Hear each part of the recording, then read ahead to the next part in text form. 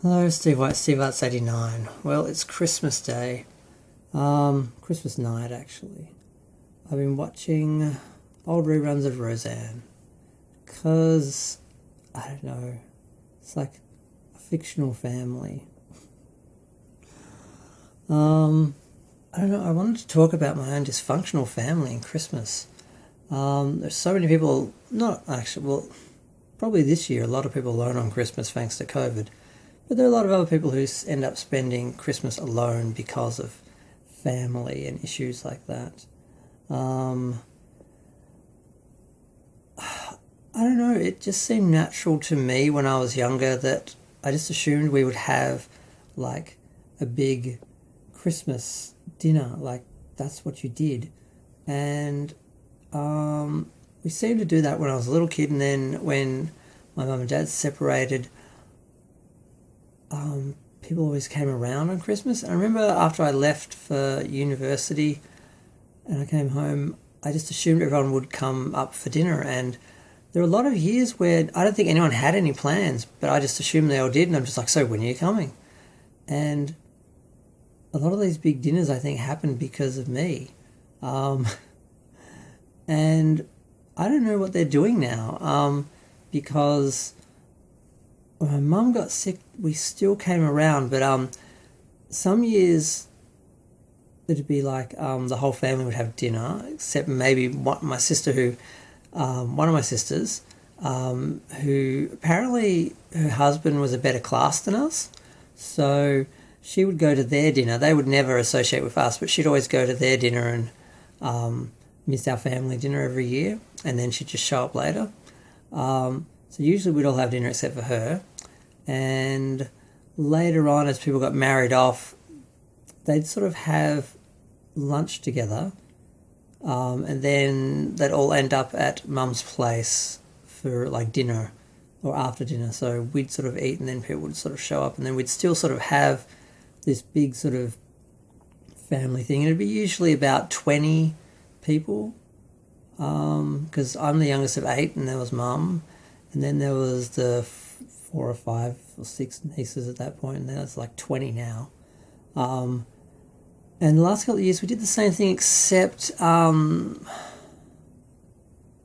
didn't really make a big dinner or anything. It was just me and her, because there was this family fight. I mean, I had a fight with my niece. She it was so ridiculous. Every year, starting just after I left for uni, I would put on in the background, because I hate silence. My mum hated silence, and I hated Christmas movies. That was all that was ever on TV.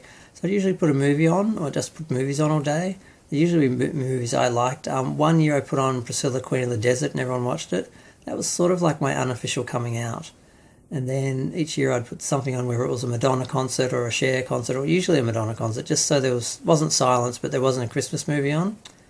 And this last year, I think we were watching the Rebel Heart tour. No, it was before that. It must have been MDNA. And my sister was like, do we have to have that on? And I'm like, yes. And she had a fit and stormed out.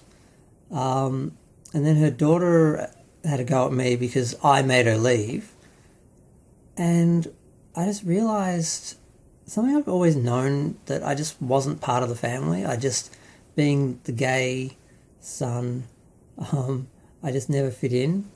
I was never really part of the family. And I just sort of realised, wow, they only see me because of mum. Because I come to visit her is the only reason why I see these people. When she's gone, that's it. And I remember we had this huge fight, and it got really vicious, and she was questioning my sanity, and I mentioned, I was having problems because of things that had happened to me, and she threw her head back and laughed and suggested I made these problems up, and I was just making things up and didn't have any real problems, because how could I have a problem that was relevant, because I'm just not relevant. And I, of course, lost my shit. And then later, I just went over to mum, and I just said, I was saying that I realised that these people didn't see me as family, that They didn't really know me. I was just this gay, not stereotype, but I don't know what you'd call it. They just had this idea in their head of who I was that served them, and they had no real interest in knowing me as an actual person, and never would. So I just walked over to Mum and said, I said, well, when Mum's gone, and then I walked over and gave her a hug, I said, I realise I'm going to be alone. Like, I don't have a family. You're not my family. You people don't see me as part of the family, and you never have. And then the next year they had their own dinners, because at that point we were having Christmas dinner with them every year. And then they started having their own dinner and not inviting us. So my mum and I would always have, the last couple of Christmas we just had alone, just the two of us. Then the rest of the family would sort of show up later. We'd still have like a thing, but there was no dinner, it was just the two of us. And it was pretty sad, and I was pretty angry that they left her out of all their plans because of me. Because either they invited her and she wouldn't come without me, or they didn't invite her because they knew that she wouldn't come without me. So that was kind of sad, but I think I often watch the Roseanne Thanksgiving episodes because they feel like the Christmases that we used to have, like just the whole family would show up and have dinner. And there was a little bit of craziness, not a whole lot. For the most part, my relatives got along, but everyone kind of put on a show for Mum, I realised. There was a few times, like when she was sick with the cancer, I went out a few times without her, and I went to people's places and realised that some of my family members were having a full-on feud and wouldn't speak to each other outside of visiting my mum at Christmas. So they hated each other and they were fighting all the time. I didn't know that, and just the politics, and the family sort of split in three groups and several groups, and some of them interacted and some of them didn't, because it was a big enough family to have that sort of dynamic and drama and all that. So, but yeah, it's been 3 years since my mum died, and they begrudgingly invited me to Christmas dinner the last time I was there, because I was there for Christmas and Mum died before Christmas, so I was there over Christmas and I had nowhere to go. And one of my relatives who hates me did invite me to their Christmas thing, and then my other relatives I was hoping would invite me, sort of the ones the nieces that we used to associate with at Christmas, I thought they would invite me to something, and they did, and they were going to that one first, so I went to both of them. My other sister invited me to their dinner, but it was last, and I didn't appreciate the fact that it was like on the day, and I was like, oh, I've already got plans with so-and-so. So yeah, and that was 3 years ago, and no one's said anything to me since. So I have a big family. They all have their own families, and they do their own thing. They don't care about the other members of the family, I don't think. I don't know if they've bridged any... I don't know if they've moved on. I don't know if they're talking. I don't know what's happening with them. I've only spoken to one of my sisters during the pandemic, and then that went south fairly quickly. As soon as George Floyd happened, I just was like, I can't talk to her because that's going to come up, and she still uses the N-word, for God's sakes. So I just couldn't deal with that, so I haven't spoken to her since like May. So yeah, I spent Christmas basically with my Muppets. I talk to them all the time. Fortunately, they don't talk back yet, so I'm not totally gone yet. I'm not crazy, but I'm getting there. So it's Pusheen and my Muppets, basically. But, yeah, I'm alone on Christmas. Sad, tragic, gay guy alone. I didn't think this would be my life. I mean, when I was younger, I assumed I was straight and I'd have my own family. And then when I got older, I just assumed that I would be part of my families. I'd be, Uncle Stephen, the gay uncle.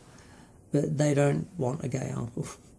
I mean, they only want the good gays, the ones who pretend to be straight and act like straight people and don't, do anything gay or promote any gay politics, or they don't want gay marriage, or they wouldn't have pushed for that. The nice ones who live out in the suburbs and pretend to be straight and denounce the actual gay people. That's the sort of gay that they approve of, and they think that I should be like that. And if I don't do that, if I'm not the gay handbag that goes shopping with them and makes, funny comments and is basically like some weird version of Jack from Will and Grace, they just don't have time for a real person in their life. It's really fucking sad. And yeah, they'd say I'm the problem. They'd say, oh, he's crazy, he's an asshole. I'm like, well, how did I get that way? Could it be being treated like shit by you people my whole life? Maybe, perhaps. Would that make someone dysfunctional? I don't know. But yeah, I just wanted to bitch and moan because I'm alone. And of course, it must be my fault. I'm just a horrible person. It's never anyone else. It's not that other people have issues. Like, that's how family dynamics work. They just pick out one person and blame them for everything. So then they can all, I'm the black sheep or the pink sheep of the family. And if it weren't for him, everything would be okay. If he just didn't say anything, we would all just pretend nothing's wrong. And you all have families, you know how some of this shit works. But yep. I just wanted to make a little Merry Christmas video just to put on my Facebook, on my YouTube. I'm probably going to make a few of these here and there, just because I like talking about issues and subjects and, geek culture and stuff, but I also want to include a little bit of my own life and stories, even if no one watches them. It's sort of my diary and my therapy. But I'm going to go. Feel free to share, like, comment, subscribe, let me know what you think. I'm probably going to look at this and look at myself from this angle and go, I'm not posting that.